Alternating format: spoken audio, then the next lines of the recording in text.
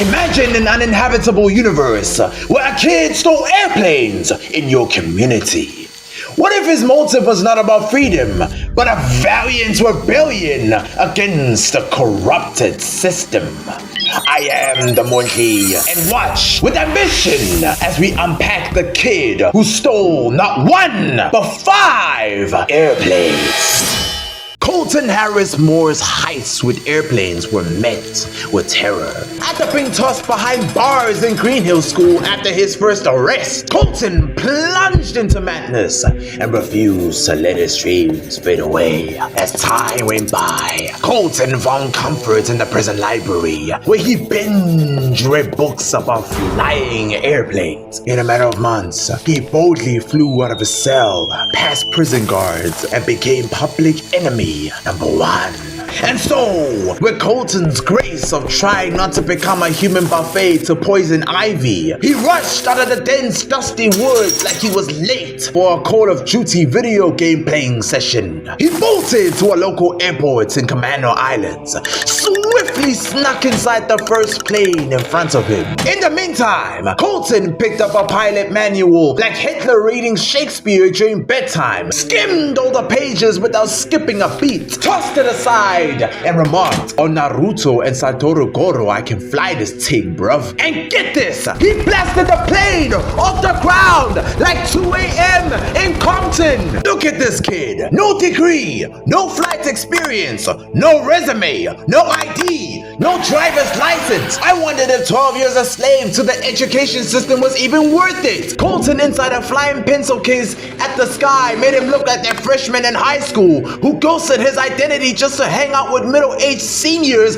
cosplaying teenagers. Unfortunately, he crash-landed a Cessna 182 and skedaddled with minor injuries once the coast cleared. We're making it out of the atmosphere with this one. I swore Colton had a crush on Selena Gomez. He couldn't keep his hands to himself. Like, why would you steal a second plane from San Juan Island's local airport worth $250,000? We don't need another 9/11. The Twin Towers are nearly 3,000 miles away. In a shocking twist of fate, he hit the notification bell on my channel, just like you should, and landed the Cirrus SR-22 at Orcas Island local airport safely. As a result, Colton was smacked on his face with 10 felony charges by policemen after his notorious escape. Then he stole his 3rd airplane before he crash-landed it alongside many houses in Granite Falls, with no severe injuries on his body after he ran out of fuel. Colton's childhood bullies saw him rolling until he was caught riding dirty. Unbothered by chances piling up like bad TikTok trends, he jacked his 4th airplane from Ana Cortez Airport and shoved his thumbnail mugshot into the YouTube FBI recommendation hit list. Bro, you snitched on yourself. You're busy stealing airplanes. Are you trying to steal my viewers' precious watch time too? It's no wonder you were chased by the FBI and the Department of Homeland Security. They wanted your prepubescent kindergarten-looking ass on Most Wanted, Plain Thief Edition. After the street pimps dropped their collab, they gathered an entire squad of jet setters and property sharks and warned them about Colton's cash flow freak-offs with them planes. Give Ye his last rites. Them street pimps made that boy Colton famous. His like to dislike ratio turned Drake into an obituary near Kendrick's visual end screen after he saw what was believed to be his final airplane. The feds had enough of Colton's clickbait antics, so they hit the virtual emergency button and called the US Marshals for backup. Meanwhile, Colton's planned landing for Cuba failed in split second,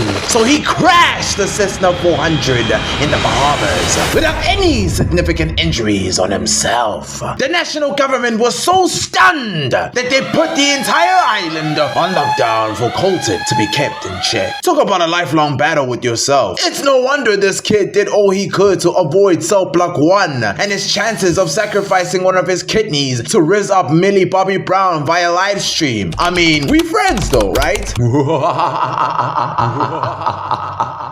The YPP from the feds dropped the monetization requirements and kicked in with the $10,000 reward as soon as Colton got cornered in that hotel. But Colton snuck out within moments of despair. Eventually, he climbed the speedboat and got stuck after the feds. Clip revved its engine within a distance. Colton threw away his limited deluxe edition of 50 Cent's album, Get Rich or Die Trying, placed the loaded clock to his head in front of the street pimps, and threatened to King Vong himself into the Shadow Realm. Eventually, the street pimps turned this boy into Dominic Mysterio without the girl, strapped him with them handcuffs, and he served hard times. Nice guys don't finish last. They just get cancelled before the end credits to Avengers Secret Wars. Ask Hotline Up lately. She's got the 411 on that. Colton's Dark Insane journey can flip your life upside down if you remain focused,